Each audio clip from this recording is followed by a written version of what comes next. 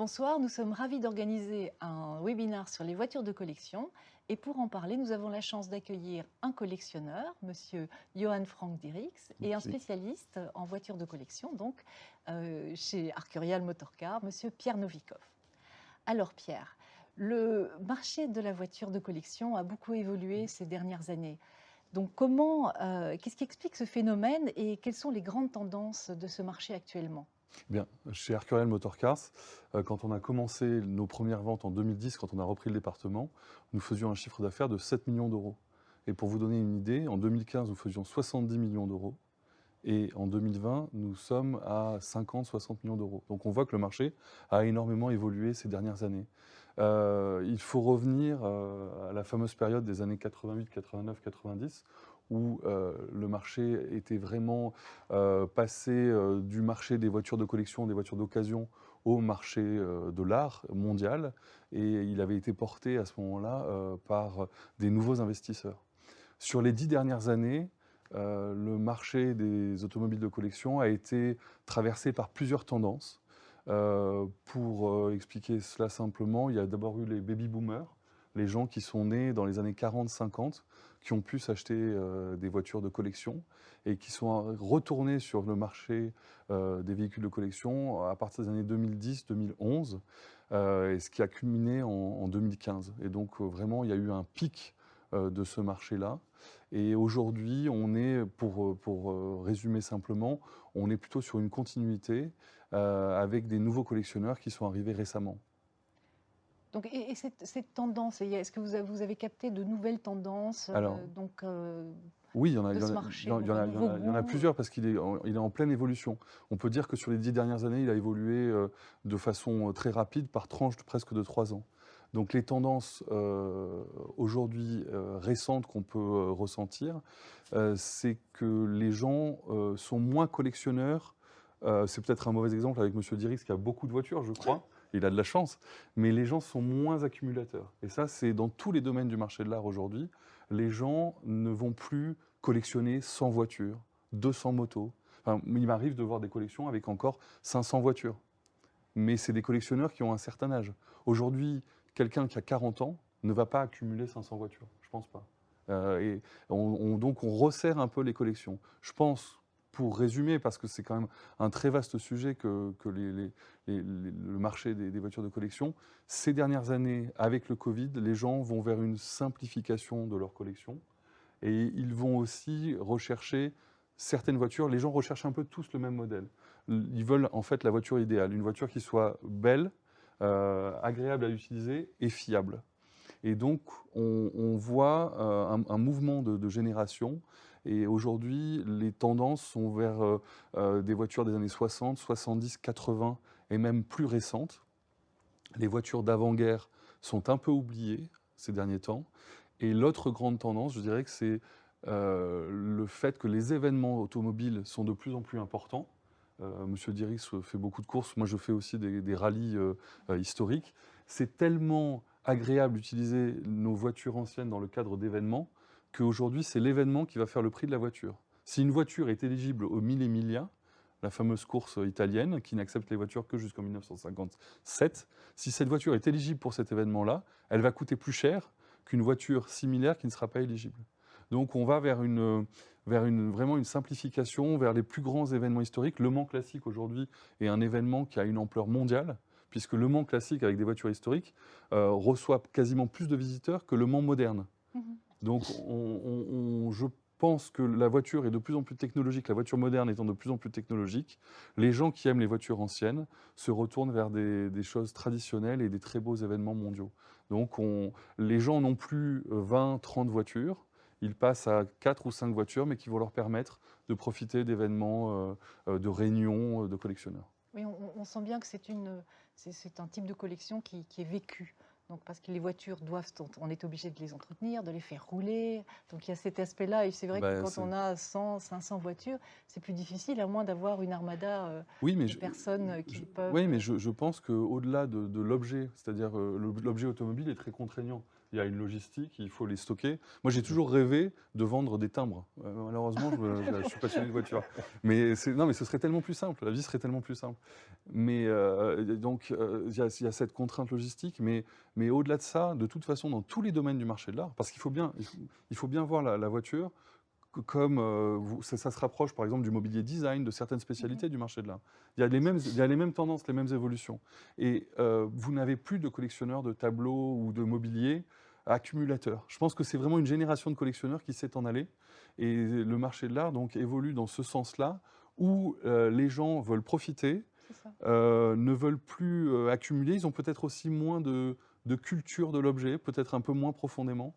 Et donc, il faut vraiment voir ça avec l'évolution du marché de l'art mondial et du fait que les gens, aujourd'hui, en tableau 19e, ils ne vont pas acheter 200 tableaux, ils vont en acheter 3 ou 4 pour mélanger avec du mobilier design et des tableaux contemporains. Donc, pour les voitures, c'est un peu la même évolution au fond. Donc, en fait, ça correspond plus à un genre de vie. Ça correspond à un mode de vie, tout à fait. Ça correspond à un mode de vie, et puis on aura peut-être l'occasion de l'évoquer, mais on est quand même face à un objet qui est complètement en train d'évoluer dans notre quotidien. Donc les voitures sont en train de se transformer de façon majeure, et l'utilisation des voitures et la vision qu'on a des voitures est complètement différente aujourd'hui. En 5 ans, je ne suis pas si vieux, mais je peux dire que j'ai connu la voiture comme objet obligatoire d'utilisation et donc fatalement de passion, parce que c'était le premier objet qui nous offrait la liberté, comme les motos, les voitures. Aujourd'hui, nos collectionneurs, les enfants de nos collectionneurs n'ont pas le permis de conduire, alors qu'ils sont en âge de le passer. Donc, tout a changé, et cet objet-là, dans notre société, est complètement en train de se transformer. Et donc, forcément, nous, collectionneurs, on évolue avec ça.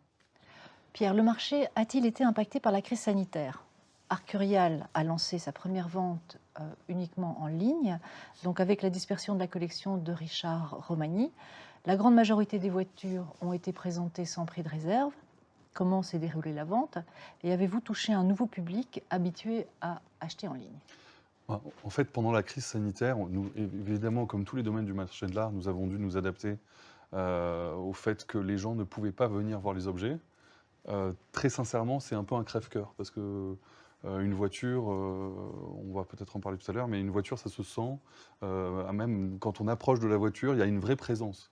Donc, par définition, Internet n'est pas pour moi le meilleur moyen de promouvoir une voiture, même si la vente Romani a été un véritable succès. Je dois dire que aujourd'hui, nous vendons beaucoup par Internet, et d'ailleurs, nos catalogues aujourd'hui sont essentiellement sur le net, et les gens qui nous contactent viennent du monde entier. Et la crise sanitaire, même si les frontières étaient fermées, n'a pas vraiment nui à nos résultats. Bien au contraire, je dirais que les voitures importantes, de toute façon, les gens nous appelaient, on essaye de faire des films, donc on a le plaisir, c'est une bonne excuse pour rouler avec d'ailleurs, mais on fait des films, on explique comment fonctionne la voiture, on essaye de montrer au mieux l'objet.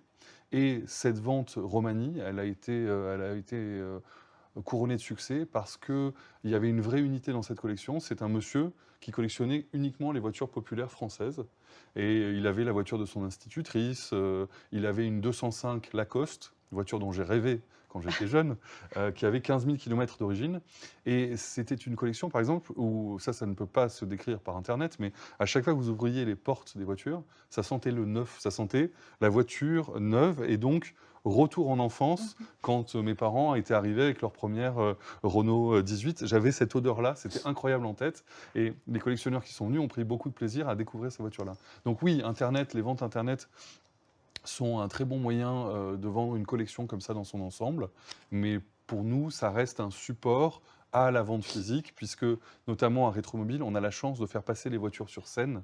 Et il y a 2000 personnes dans la salle. Donc, c'est deux façons de vendre un peu différentes.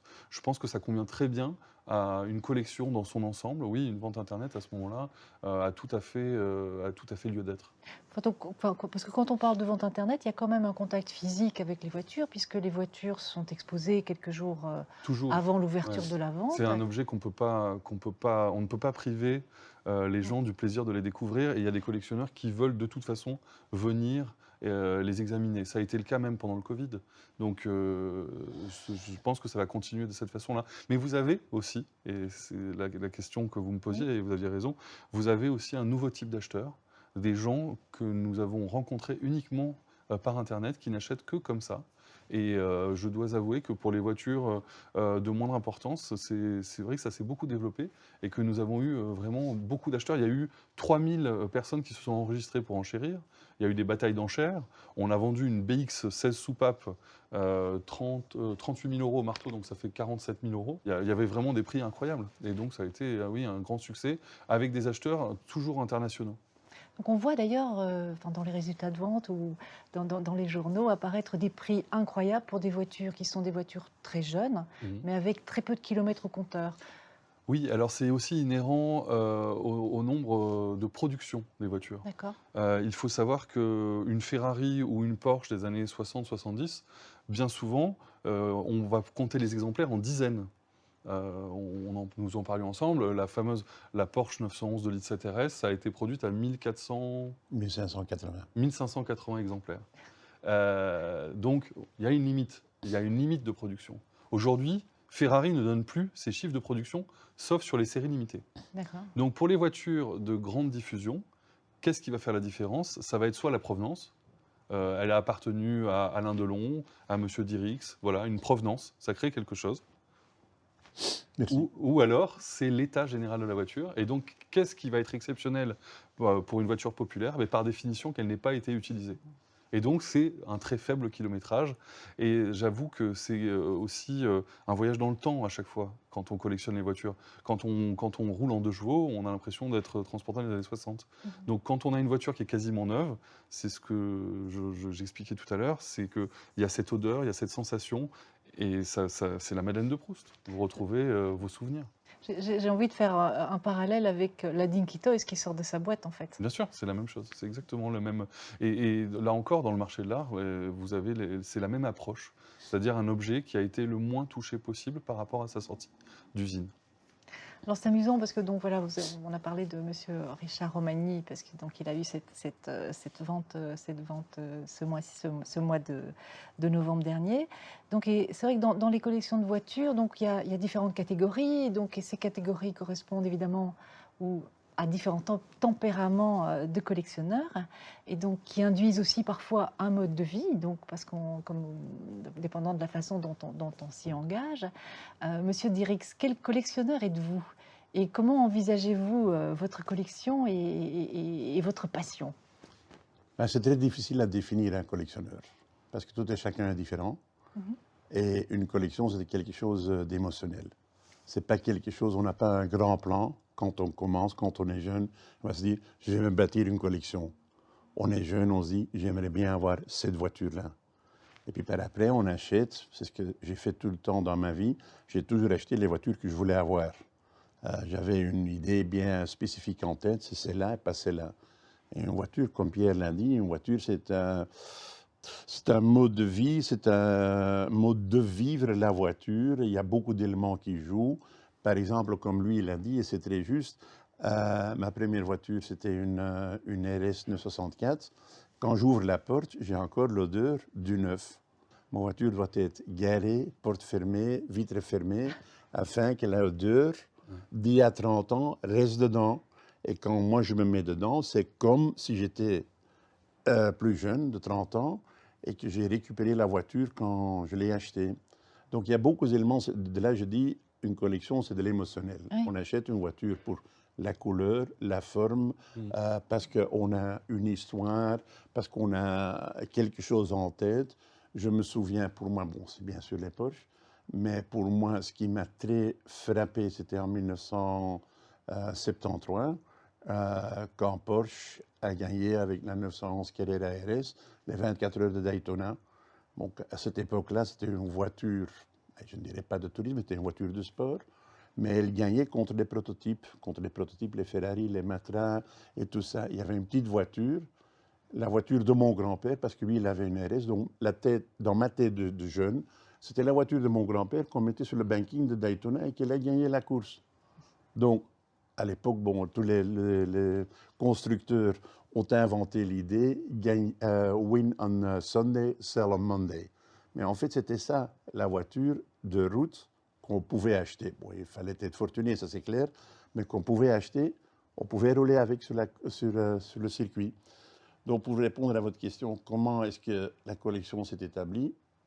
Je dirais étape par étape. Il y a une voiture qui se présente, elle me plaît ou elle ne me plaît pas. Moi, je dis toujours, une voiture doit me parler. Quand je vois une voiture, elle me parle. Il y a beaucoup de gens qui me disent que je suis fou, c'est peut-être le cas, mais il y a des voitures qui me parlent, il y a des voitures qui ne me parlent pas. Une voiture qui ne me parle pas, je l'égare. Mais pour quelqu'un d'autre, ça peut parler, ça peut être tout. Ça peut être la forme, la peinture, la couleur, beaucoup d'éléments pour qu'une voiture te parle. Et maintenant, malheureusement, suite à ce qui s'est fait avec la pandémie, c'est qu'on ne doit plus se fier sur des photos. Mais sur les photos, c'est un peu la même chose. Tu vois une photo comme récemment, la semaine passée, j'ai vu passer une voiture, j'ai dit oui. Comme ça, je n'ai pas expliqué pourquoi. Oui, pourquoi c'est là, pourquoi une autre, ben, je ne sais pas. C'est une voiture qui m'a plu.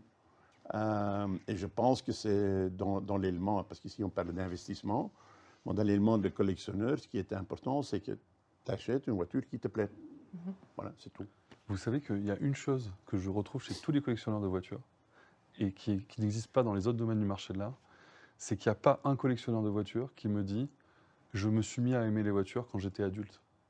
On a tous aimé ça quand on était gamin. Ouais, et ça, c'est incroyable, c'est la seule permanence. Le reste, les goûts sont très différents, mais on en rêve gamin en fait de la voiture. ouais, je pense aussi que la collection se bâtit sur le fait qu'on revit sa jeunesse. Ouais. Moi, je revis ma jeunesse. Mes voitures, pour moi, c'est les années 60-70.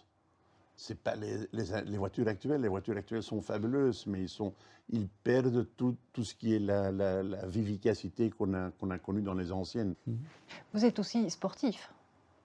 Moi, ça ne se dirait pas. Moi j'ai toujours voulu faire du sport automobile. Mais, non, c'est-à-dire, quand j'étais jeune, je voulais devenir pilote de course, comme tout jeune. Mais mon père me l'a défendu. Il m'a dit, si tu veux devenir pilote de course, il faut que tu gagnes ta vie. Bon, ok. Mal barré, j'ai étudié, j'ai repris des sociétés. Donc, la course, c'était à côté. Il y a une dizaine d'années, je me suis dit, bon, maintenant, il faut que je le fasse parce que sinon, je ne le ferai plus jamais. Et là, j'ai commencé à rouler en historique. Bon, l'historique, ça convient mieux avec ma condition actuelle, parce que moi, j'aime bien les week-ends historiques. On y va, hôtel, on est entre amis, on discute, on parle tout le temps de voiture, du début à la fin, et on roule entre-temps aussi un tout petit peu. Mais c'est vrai que dès le moment où on commence à courir, au début, on est content d'être là. Surtout, moi, j'étais content parce que je pouvais faire ce que je voulais faire. J'ai toujours cru que j'allais être très bon. Je ne le saurais jamais, mais bon, j'ai toujours cru que j'allais être très bon. Et maintenant, je cours et au début, on est très content d'être dans le milieu. Et plus qu'on est impliqué là-dedans, plus qu'on veut évoluer, plus qu'on dit, OK, bon, j'aimerais quand même être un peu plus haut dans le championnat. J'aimerais avoir une meilleure place. Donc, au début, on est content d'être dernier. Puis, on dit, bon, dernier, c'est plus bon. Puis, on augmente dans l'échelle et on essaye de faire au mieux que possible. Je suppose que c'est un peu la condition humaine. On essaye de gagner. Bon, de là à gagner une course, peut-être une. J'avais le bucket list des circuits que je voulais faire. J'ai eu la chance de pouvoir faire les 24 heures de Daytona. J'ai fait les 12 heures de Sebring. J'ai fait les 24 heures du Mans. Maintenant, je dis entre parenthèses, en historique, hein, pas les vrais. Donc, j'ai essayé d'aller chercher les circuits qui étaient le plus lointains et de faire des courses là-dessus. J'ai couru à Laguna Seca, encore quelques circuits aux États-Unis, parce que bon, plus qu'on devient âgé, plus que c'est difficile d'y aller, d'organiser tout ça. Ici en Europe, ça va encore. Hein, on prend la voiture, on va à Francorchamps, on va rouler. Donc oui, je fais un peu de course, mais maintenant c'est bon type, bon genre. On va essayer de s'amuser. Hein. Ça, c'est l'essentiel, quoi. Non, c'est le plaisir, c'est vraiment le plaisir. Donc une collection, une collection comme toutes les collections se gère. Comment envisagez-vous la gestion de votre collection? Est-ce qu'il y a des modèles ou un modèle de voiture que vous recherchez depuis longtemps? Et est-ce que vous êtes déjà séparé d'une voiture avec regret? Je dirais une collection, c'est une gestion journalière. Comme mon père disait à l'époque, lui, il n'avait rien à voir avec les voitures. Il m'a dit toujours, fiston, tout ce que tu as dans ta vie, tu as des problèmes avec. Une deuxième maison, troisième maison, deuxième voiture, troisième voiture, tout. Et à la limite, il a raison, hein, parce que chaque voiture, elle est là, elle doit rouler, des pneus, des freins, l'essence, donc il faut avoir la structure. Et j'ai eu la chance, d'il y a une quinzaine d'années, que j'ai pu bâtir la structure. J'ai quelques mécanos. Au début, c'était un mécanicien pour mes voitures. Et maintenant, on travaille pour des clients aussi, parce que j'ai remarqué que la demande était dans le marché. Et donc, il y a beaucoup de gens qui nous font confiance pour l'entretien, pour la restauration, préparation de voitures de course. On amène des voitures de course sur le circuit où nous on va. Donc, à la limite, ça commence à évoluer parce qu'on ressent que c'est un peu la même chose. Tout le monde recherche un peu le même sentiment, la même expérience. Donc, j'ai bâti ça. On travaille maintenant avec 4 personnes, avec 4 mécanos, mais surtout et essentiellement dans les voitures anciennes. Les modernes, ça c'est pour les concessions actuelles. Donc, est-ce qu'il y a des voitures que j'ai regretté de vendre? Je dirais comme tout collectionneur, on regrette toute vente. Un jour, je me rappelle, j'ai vendu une voiture et l'acheteur ne voulait pas la reprendre immédiatement. Elle a été chez moi pendant 6 mois. Et pendant ces 6 mois, j'ai failli prendre le téléphone 3 fois pour lui dire, voilà, je vais te rembourser l'argent et je garde la voiture. Quand on vend une voiture, ça c'est ma philosophie, il faut qu'elle parte immédiatement. Elle est vendue, elle part. Par après, tu as encore les souvenirs. Mais une voiture qui reste là, tu dis, bah, je suis con, j'aurais dû la garder, pourquoi est-ce que j'ai vendu? Bon, il y a des voitures qu'on vend, il y a des voitures qu'on vend. Parce que la collection, comme je dis, c'est une évolution. On vend une voiture pour en acheter une autre. Hein. Ça a été toujours le but. Est-ce qu'il y a encore des voitures que j'aimerais bien avoir? Bien sûr, hein, j'arrêterai à collectionner le jour où je meurs. Pour moi, c'est clair. Mais il y a toujours quelque chose dans ta vie où tu dis, ouais, j'aimerais bien encore avoir ça, et peut-être encore ça, et peut-être encore ça. Donc il faut avoir, et ça c'est la passion, il faut avoir quelque chose à laquelle on pense tout le temps. On dit, ouais, peut-être j'aimerais bien ça, encore ça. Est-ce que ça a du sens? Ben non, forcément pas. Une voiture, c'est assez. On ne sait pas rouler avec plus qu'une voiture. Vous avez accueilli l'équipe de tournage dans votre atelier garage et donc là, ils ont découvert une voiture assez particulière, donc une art car. Pouvez-vous nous en dire un mot? Ben, l'idée de l'art car, je l'ai, entre guillemets, piqué à l'époque du fondateur d'Arcurial, d'Hervé Poulain, quand lui, il a eu l'idée de faire des BM art car qui ont roulé au Mans. Moi, je trouvais la combinaison d'un objet d'art qui fait la course en même temps, je trouvais que c'était fabuleux. C'était quelque chose de tout à fait nouveau. Maintenant, bon, moi, j'ai rien fait de nouveau parce qu'en fait, c'était lui qui l'avait fait avec tous les BM. Mais moi, je voulais faire quelque chose de nouveau. Il y avait un deuxième élément dans le peloton de la 2 litres cube. Toutes les voitures étaient des voitures de série, des rouges, des grises, des bleus, je sais pas. Donc, je me suis dit, si je fais quelque chose de spécial, tout au moins, elle va être répertoriée par les journalistes, ce qui, par après, ça s'avère être juste. J'ai été dans tous les journaux locaux. Quand il y avait un événement, on a pris des photos, on est venu nous voir parce que c'était quelque chose dont on pouvait parler. Et en fait, c'est un artiste anversois, Bert Verheyen, qui a fait la peinture. Et c'est un copain à moi qui l'a retransmis sur la voiture, sur un vinyle. En fait, c'est un peu la même chose que la peinture. On peint aussi sur un toile. L'avantage du vinyle, c'est en cas d'accident, ce qu'on a eu un jour, c'est assez facile à réparer. Si le peintre peint sur la caisse, à ce moment-là, il faut redemander au peintre de le peindre. Donc là, on a combiné un tout petit peu le nouveau, la peinture et les qualités nouvelles. Mais c'était un peu ça. Moi, je trouvais que c'était amusant. Et bon, la femme qui est dessus, à un certain moment, je me suis dit, elle commence à parler. Donc, on lui a donné des ballons de texte. Et chaque fois, on donne un message quand on va rouler. La première fois, c'était à Dijon. Niki Lauda venait de mourir. Et là, on a dit, où est Mission Niki? Et puis par après, on est allé rouler à Port Ricard. Et là, j'avais dit Thank you Marshalls, parce qu'eux, ils sont en général oubliés. C'est grâce à eux qu'il y a des courses automobiles. Donc, chaque fois, elle donne un message. Donc, en fait, c'était une peinture et maintenant, elle commence à parler. Donc, je mets des messages dessus parce que je trouve que c'est amusant. On va revenir à des choses assez pratiques. En fait, quels sont les critères pour qu'une voiture soit éligible en tant que voiture de collection? Alors, ça dépend des pays européens. En Belgique, je crois que le critère, c'est 25 ans. Oui, Pour, apparemment, je pense que ça va bientôt et ça passer à va 30, passer, hein. selon les directives européennes, à 30 ans, comme c'est le cas, par exemple, en France. Mais ce n'est pas l'unique critère qu'on peut trouver pour différencier les voitures des voitures de collection.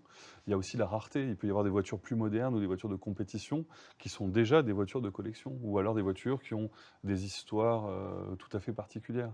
Donc ce n'est pas uniquement un critère temporel, c'est aussi un critère d'intérêt historique. Et puis vraiment, je pense que les voitures de compétition, on l'a bien compris, c'est un peu quand même l'essence des automobiles. Elles deviennent voitures de collection à partir du moment où elles ne peuvent plus courir en moderne. Aujourd'hui, on vend des voitures de compétition des années 2010 qui sont déjà des voitures de collection. Parce que, donc, en fait, est-ce qu'un young timer, donc une voiture qui a, on va dire, pour la règle européenne, qui a 30 ans, donc moi j'ai une voiture dans mon garage qui a 30 ans, qui est la voiture de mes parents ou de mes grands-parents, et donc finalement c'est une petite voiture, hein, donc elle n'a rien de particulier, mais elle a 30 ans. Est-ce que je peux considérer qu'elle est voiture de collection ou pas? Quasiment, parce que les voitures sont devenues tellement uniformes que je trouve que les voitures qui ont 30 ans aujourd'hui, les voitures des années 80-90, elles sont en design beaucoup plus tranchantes aujourd'hui, donc dans la circulation actuelle. Donc on peut considérer quasiment que ce sont presque toutes des voitures de collection. Et ce qui est fabuleux, c'est que à partir des années 80, les voitures avaient été produites en acier galvanisé. Donc en fait, les voitures des années 80-90, vous pouvez aujourd'hui les acheter dans un très bel état d'origine et vous pourrez les garder toute votre vie sans avoir à les restaurer. C'est moins le cas des voitures des années 60 où il y a toujours des problèmes de corrosion. Et donc on est à un basculement un peu des collectionneurs. Oui, mais aujourd'hui, ce qu'on appelle Young Timer, c'est devenu d'ailleurs de facto des voitures de collection. On a toujours en fait un décalage de génération. Moi, je suis quarantenaire. Donc pour moi, les voitures des années 80-90, c'est mon enfance. Pour les jeunes collectionneurs aujourd'hui de 25-30 ans, ça va être les voitures des années 2000 et effectivement les hypercars, les voitures un peu plus modernes, qui pour moi n'évoquent pas vraiment cet univers-là. Oui, alors, voilà, parce que ça va faire plus de voitures en fait de collection, puisque on en a produit plus que dans les années Oui, mais 40, 50, il 60. y a une différenciation parce que, encore une fois, la production était très grande, mais il y a aussi beaucoup de voitures qui ont été détruites. Il y a eu beaucoup de pays en Europe, vous savez, où les voitures populaires étaient reprises, détruites pour l'achat d'une nouvelle voiture. Donc en fait, il en reste pas tant que ça, D'accord. et assez peu sur la route. Et je trouve ça toujours génial en ville de voir une voiture des années 80. C'est beaucoup plus drôle quand même. La production automobile à l'époque, en fait, avait moins de contraintes. Aujourd'hui, c'est logique, il y a les contraintes de sécurité, les contraintes de marketing et le dessin qui est uniquement fait à l'ordinateur. Alors que jusque dans les années 70-80, c'était quand même plus libre. La création était beaucoup plus libre. Ouais, Alors, dans les années 60, c'est carrément les Fiat de plage. Alors, en Italie, on prenait une disqueuse, on découpait, on mettait un petit toit sur une Fiat 500, ça devenait une Fiat de plage. C'était fait chez un carrossier et vous aviez le droit de rouler avec. Essayez de le faire aujourd'hui, vous allez voir que les autorités belges vont pas être tout à fait d'accord. Donc, c'était beaucoup plus simple. Et c'est aussi pour ça, je pense, que les gens aiment les voitures de collection, c'est que ça incarne une plus grande liberté et au fond, chaque constructeur avait sa réponse à une problématique et elle était très très différente. Aujourd'hui, les voitures modernes, très sincèrement, je trouve qu'il y en a beaucoup qui se ressemblent un peu. Ça se ressemble. Mais comment on établit la valeur d'une voiture de une- collection? Il y a pas mal de critères. Souvent, c'est par analogie. C'est-à-dire que je parlais de la Ferrari Daytona et de la Maserati Ghibli. C'était deux voitures à l'époque qui étaient des supercars. Et donc, on peut comparer leurs valeurs. Ça peut être. Donc, il y a plusieurs critères. On va le reprendre de façon plus. Il y a l'état de la voiture, générale, bien sûr, qui est très important. Il y a sa rareté. Même si la rareté, pour les voitures de route, une voiture qui a été produite à très peu d'exemplaires, souvent c'est parce qu'elle n'était pas très jolie ou qu'elle n'était pas réussie. Il faut quand même, il faut pas l'oublier. Faut pouvoir lire ces Oui. critères-là. Il y a la rareté, il y a la provenance, évidemment. Et pour les voitures de course, il y a évidemment le palmarès. Il y a ce qu'elles ont pu faire à l'époque. Une Porsche RSR, par exemple, une Porsche 3 litres RSR, selon le fait qu'elle ait fait Le Mans ou pas à l'époque, n'aura pas la même valeur. Et parce que les collectionneurs cherchent une voiture qui a vécu. C'est exactement le même exemple, si vous voulez, que les Formule 1 ou même les casques de pilotes de Formule 1. Un casque de pilote de Formule 1 qui a été porté lors d'une course ne vaut pas le même prix qu'un casque qui a été porté uniquement lors des essais. Bah, les voitures, c'est vraiment cette idée de l'objet, de ce qu'il a fait. De son histoire. Mais c'est exactement la même chose d'ailleurs que même l'art tribal. Prenez l'art tribal, la provenance d'un objet et son utilisation, Bien selon sûr. qu'il ait été utilisé ou pas, A une va valeur. complètement changer la Ouais. valeur de l'objet. Bah, c'est exactement les mêmes procédés. Après, pour faire les prix, nous, en tant que spécialistes, je suis obligé d'aller aux États-Unis très souvent et en Europe sur toutes les ventes aux enchères, sur les événements, pour discuter avec les gens, pour sentir aussi les tendances du marché, Bien parce sûr. qu'il est quand même très fluctuant en ce moment et il y a certains revirements du marché qui sont. Il y a des modes aussi hein, dans ce marché des voitures de collection. Et puis pour suivre aussi les ventes aux enchères, où on a donc des résultats publics, ça nous permet aussi, en voyant l'état d'une voiture, de procéder par analogie. Donc, Est-ce que c'est... Je peux, Pardon. je peux ajouter, je pense aussi qu'il y a une grande différence entre les voitures de route et les voitures de course. Les voitures de course, c'est palmarès, comme tu as dit. Je connais par exemple un collectionneur de Porsche, de proto, et il ne veut que des voitures qui ont gagné au Mans, au Nürburgring et au Targa Florio. Mais si tu as une 917 qui a gagné au Mans, une 917 entre guillemets normale, il y a une grande différence de prix. Parce que la première, elle a gagné, et la deuxième n'a pas forcément gagné cette course-là, ou pas avec les mêmes pilotes. Donc là, il y a beaucoup de choses qui jouent. Celui qui veut une 917, pour moi, qui prend la première qu'il peut avoir, qui est légitime, quoi. Mais il y a des gens qui disent, non, non, il me faut celle-là. Il doit avoir gagné cette course-là. Okay. C'est la même voiture, mais c'est pas la même voiture, en fait. C'est la même voiture et pas la même voiture. Mais ça peut avoir une différence de prix. Bon, dans les Porsche que je connais quand même assez bien, il y a les voitures d'usine. Prends une 935, une Martini d'usine, ou une 935 privée. Il y a une différence de quelques millions d'euros. Parce que l'une, c'est la voiture usine et l'autre, c'est la voiture client. Ce sont les mêmes voitures, en essentiel, mais dans les voitures d'usine, il y a toujours des évolutions. Il y a des gens qui aiment ça et qui disent, voilà, bon, moi, je veux avoir une Martini. Ok, bon. Et dans les voitures de course, je dirais que les collectionneurs sont beaucoup plus connaisseurs aussi. Ouais. Et donc, ils sont beaucoup plus pointus. Et donc, ils vont aller souvent vers l'objet le plus parfait et celui qui incarne le mieux la course avec donc un palmarès. C'est très important. Est-ce que c'est un marché, le marché de la voiture de collection, qui subit la spéculation? Alors, c'est le gros mot du marché des voitures de collection. C'est l'injure. Quand on dit de quelqu'un qui est spéculateur et pas collectionneur, c'est vraiment qu'il est mis sur le banc des accusés. Pour répondre de façon synthétique, je pense qu'en 2015, oui, le marché a vu l'arrivée de spéculateurs. En fait, il a vu l'arrivée de gens qui avaient beaucoup de liquidités et qui voulaient investir dans des domaines différents. Et ils ont mis aussi leur dévolu sur l'automobile. Donc sur les voitures de collection, ça a été le cas. Et c'est vrai que nous avions cette question qui revenait de la part de certains nouveaux clients, combien ça va valoir dans 2 ans? Ce qui pour une voiture est un non-sens, parce qu'en fait, une voiture, normalement, ça vous coûte de l'argent à entretenir, à utiliser. Donc il n'y a pas cette notion pour les collectionneurs de plus-value. Ça n'existe pas. Et c'est arrivé sur le marché en 2015, notamment sur certaines marques qui sont toujours les grandes marques, c'est Porsche, Ferrari, Lamborghini, Bentley. Les gens sont arrivés et certains nouveaux acheteurs sont arrivés. Mais ils sont aussi vite repartis. Aujourd'hui, je ne pense pas qu'il y ait un seul collectionneur qui nous demande combien ça vaudra dans 2 ans.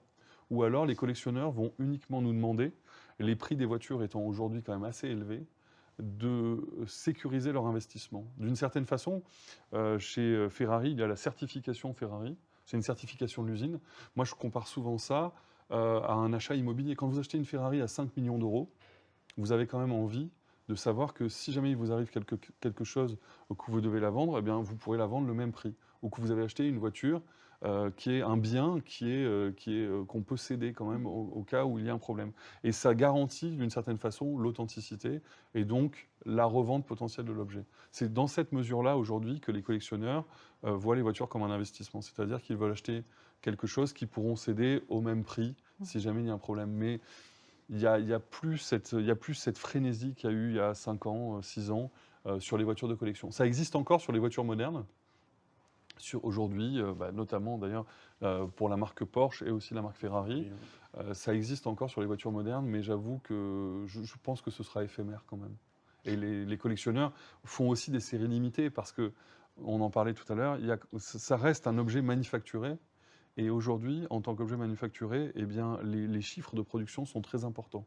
Donc les collectionneurs font aussi des séries limitées, des choses comme ça, pour intéresser des gens qui précédemment s'intéressaient aux voitures de collection et qui vont acheter des voitures plus modernes. Johan, je pense que vous avez un avis aussi là-dessus. Bah, écoute, moi, j'ai jamais acheté une voiture parce que ça valait de l'argent. Mm. C'est clair qu'il faut payer pour avoir la voiture, hein, ça a été toujours le cas. Mais moi, j'ai toujours acheté une voiture parce que je voulais avoir la voiture.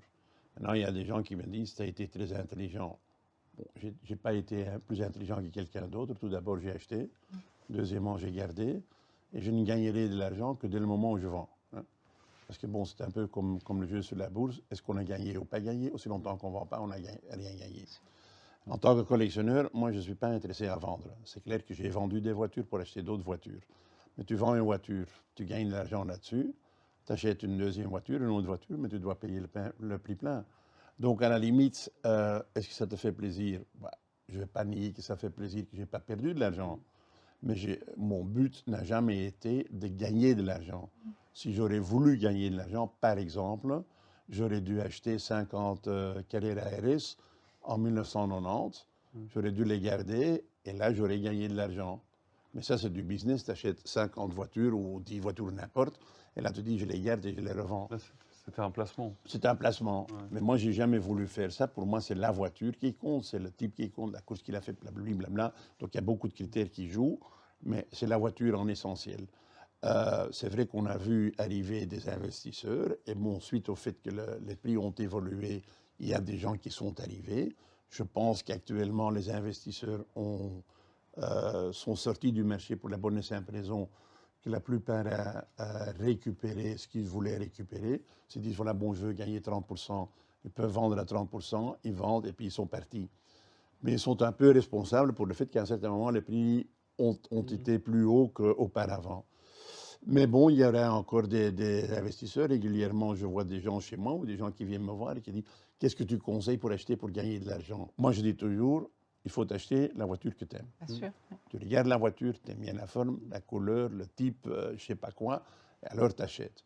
Si par après ça s'avère que tu récupères tes billes ou tu gagnes de l'argent, eh ben, soyez heureux. Moi, je me souviens encore à l'époque où on achetait une voiture dans une concession, on sortait de la concession, on perdait 50%. Hein, le simple fait de sortir de la concession. À un certain moment, on a pu acheter des voitures, des Porsche, des 911, on sortait de la concession, et le même fait de sortir de la concession, on gagnait le double. Alors là, je me suis dit, mais il y a quelque chose qui ne va pas. Il y a quelque chose qui ne va pas. Et donc, il y a eu des gens qui ont dit à un certain moment, je paye le double parce que je veux avoir la voiture. OK. Et là, bon, ils ont soufflé le marché, puis par après, le marché revient, parce qu'il y a toujours... C'est une évolution, hein. Il y a des hauts et des bas. Il y a des changements. Il y a beaucoup de changements, mais en général, à long terme, les prix sont plus élevés qu'auparavant, ça c'est clair. Mais quand on considère quand même, déjà, aujourd'hui, alors je ne suis pas banquier, ça se voit, je pense, mais quand on considère que quand on investit aujourd'hui 1 € dans une voiture de collection, on va rouler avec, on va prendre du plaisir, on va se faire des souvenirs, on va participer à des événements de fou, on va avoir les odeurs, les sensations, et que le jour où on va la vendre le même prix, mais il n'y a pas d'équivalent. C'est fabuleux. Mais donc les choses sont en train de changer, comme vous disiez. Oui, Tout oui, à l'heure. enfin, il y a aussi des contraintes, hein. Il faut se rappeler qu'une voiture ancienne, moi je dis toujours que les voitures, elles comprennent quand elles vont être mises en vente parce qu'elles tombent toujours en panne à ce moment-là, déjà. Mais non, mais il y a quand même des aspects logistiques. Il y a cette place que prend une voiture. Il y a le fait qu'il faut quand même la démarrer régulièrement si vous voulez qu'elle soit en bon état. Et il y a les assurances. Enfin, il y a quand même toutes ces formes de contraintes qui ont heureusement découragé les gens qui voulaient faire un pur investissement. Parce que je pense que c'est quand même un objet qu'il faut apprécier, il faut aimer. Si vous l'achetez et que la deuxième fois elle ne démarre pas et que vous la laissez mourir dans un garage, c'est bien pour personne. Donc je pense que cette limite-là, cet aspect contraignant de l'objet, a fait que aussi les investisseurs sont partis. On va parler de quelque chose de moins drôle, en fait, c'est l'empreinte carbone, si vous voulez bien un moment. Donc, en fait, on sait que c'est un sujet brûlant et que les règles en matière d'environnement donc sont de plus en plus contraignantes pour la voiture. Qu'est-ce que vous en pensez, Johan? Une voiture ancienne, les prenons une Porsche il y a 50 ans, Si tu roules encore avec la voiture d'il y a 50 ans, là, je parle de durabilité. Ça fait 50 ans que tu roules avec la voiture. Même si ça s'avère, puis c'est encore le cas, que la voiture évite plus de CO2, déjà, les voitures anciennes ne sont pas utilisées comme les voitures modernes. On ne fait pas 100 000 km à l'année avec une ancienne. Mais pendant 50 ans, tu as bichonné la voiture pour la garder en bon état de marche. Ben, qu'on vient me prouver alors que ça, ce n'est pas la durabilité. Ça, c'est l'élément clé, ça, c'est l'exemple clé de la durabilité. Si la voiture consomme plus que la voiture moderne, c'est normal. Mais ça veut dire que l'industrie, les constructeurs ont investi tellement d'argent dans le Green Deal, hein, donc de rendre les voitures plus écologiques. Quand tu prends une Porsche Turbo actuellement de 640 chevaux, elle consomme la moitié d'une RS d'il y a 50 ans à 210 chevaux. Ben, il n'y a pas d'essaim. Il n'y a pas d'essaim. Donc l'industrie a fait un tel effort pour arriver à avoir des voitures efficaces, efficientes, qu'il ne faut pas commencer à parler de l'éviction des gaz et tout ça. Oui, elle est là, ça c'est certain. Mais laissons-nous le plaisir de rouler avec une voiture 1000-2000 km à l'année. Il y a un plaisir dans la vie. Le plaisir dans la vie, c'est entre autres de rouler avec la voiture. Laissons-nous ce plaisir-là. Pierre, pensez-vous que ces réglementations vont impacter le marché de la voiture de collection? Je pense que l'utilisation des voitures et la vision des voitures est en train de changer effectivement. Euh, En revanche, je ne pense pas que ça impacte profondément le marché des voitures de collection parce qu'en fait, les collectionneurs restent des gens passionnés qui veulent utiliser leur voiture dans un certain cadre. Et c'est un cadre plaisir.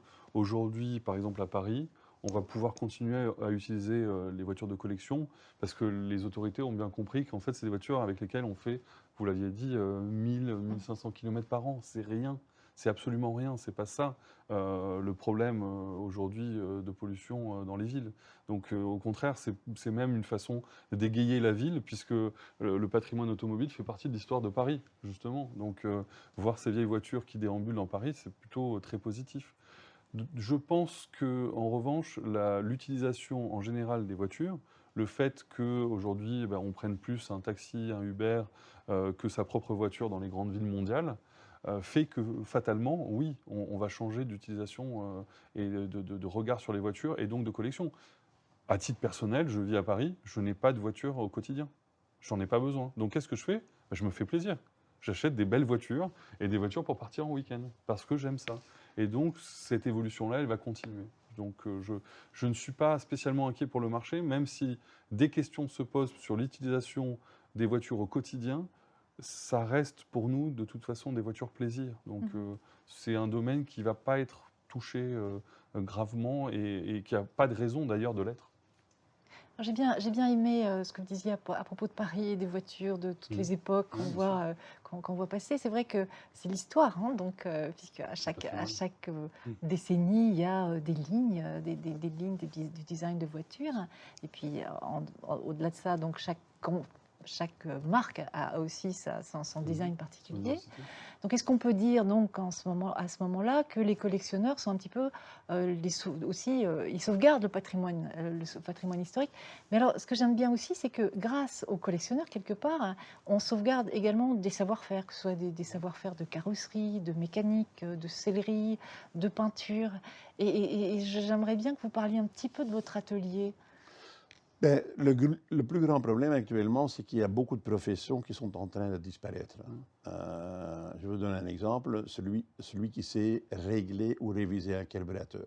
Bon, un carburateur n'est pas tellement difficile, mais maintenant, ça n'existe plus. On a des voitures qui sont réglées à l'électronique. Mais il faut avoir le mécano qui sait encore démonter le carburateur, remonter le carburateur, et puis par après, le régler aussi. Ce n'est pas forcément en le remontant. Ça, c'est un exemple. La sellerie, c'est la même chose. La sellerie actuelle, elle est tellement spécifique qu'il faut savoir comment refaire une vieille sellerie, comment refaire une vieille suspension, des boîtes et tout ça. Carrosserie, la même chose. Moi, j'ai un carrossier qui travaille encore à la main. Il travaille la tôle. Un jour, je lui apporte une voiture qui est un peu accidentée. Il me dit, oui, je vais mettre une nouvelle aile. Je dis, non, non, non.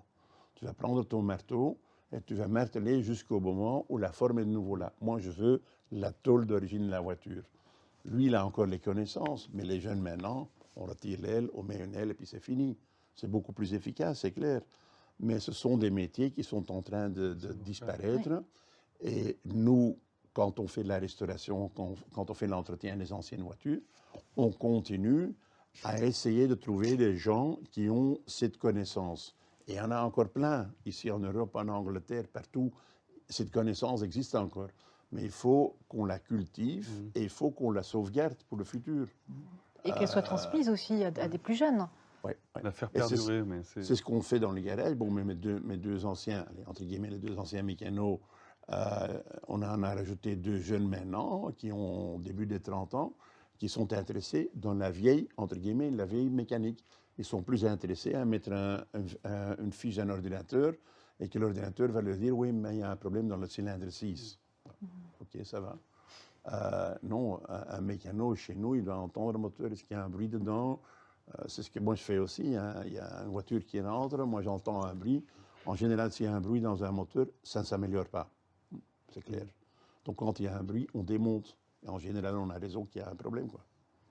c'est la même chose pour les compétitions historiques. Pour les voitures, par exemple, de course historique, il faut savoir les emmener, il faut savoir les écouter.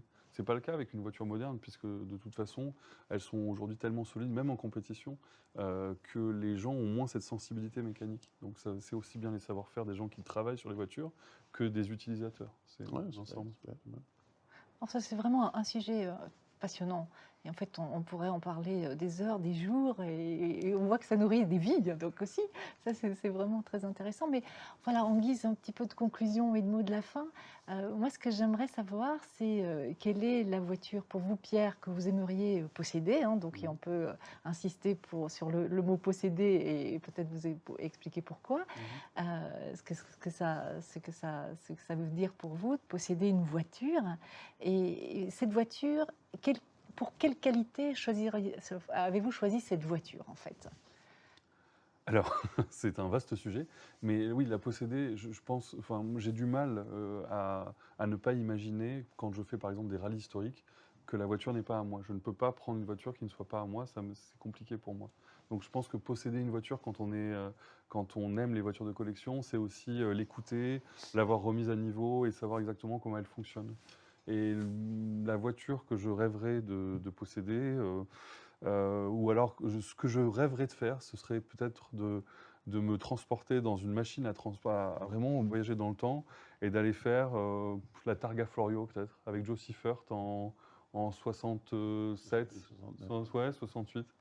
Ce serait de retourner sur une course comme elle l'était à l'époque et de conduire un prototype. Ça pourrait être un prototype Porsche, ou alors ça pourrait être dans les années 73, gagner les 24 heures du Mans avec Pescarolo et Hill en Matra. Ouais. Voilà, ça ce serait, si j'avais un rêve, ce serait ça. Johan, vous voulez vous transporter dans le temps également? Ah oui, bien sûr, comme ça, bon, j'oublie toutes les années que j'ai accumulées par après. Mais malheureusement, ça, c'est pas possible. Non, pour moi, une voiture de rêve, je dirais, c'est la voiture qui viendra demain. Laquelle, comme je vous ai dit, j'ai pas un grand plan en disant je veux celle-là, j'aimerais bien avoir celle-là. Il y a encore des voitures dont je dis j'aimerais bien pouvoir les ajouter à ma collection, mais est-ce que ça va se faire, oui ou non? Je ne saurais rien vous dire en ce moment-ci, mais ça mijote dans la tête. Oui, il y a encore une 935 première génération, puis un 935 K3 dernière génération, puis un 993 GT2 Evolution. Donc, surtout des voitures de course. Les voitures de route, bon, le problème actuellement sur la route, c'est qu'on n'a plus la liberté qu'on avait à l'époque de rouler librement, à vitesse librement et ainsi de suite. Donc, ça limite quand même le plaisir des voitures très, très performantes. Mais sur le circuit, on peut faire encore ce qu'on veut avec des voitures performantes. Et là, je regarde plutôt à des voitures quand même assez difficiles à conduire. Et si ce n'était pas une Porsche? Ah, si c'était pas une Porsche. Ouh là là là là là. Vous avez encore le temps parce qu'il y a une liste à peu près 1000 voitures. Ah, ça va, ouais, ça va. Non, je dirais il y a une voiture qui m'a fait toujours rêver, c'est la Ferrari Daytona. Je pense que c'est une voiture qui a marqué son époque avec son très grand capot, son V12. Ça, c'est bucket list. Hein. Oui, c'est mythique. C'est mythique. C'est mythique. Mais merci beaucoup à tous les deux. Nous espérons que vous avez passé un bon moment avec nous donc, pendant ce webinaire. Et très certainement, nous nous reverrons en 2022 pour d'autres sujets.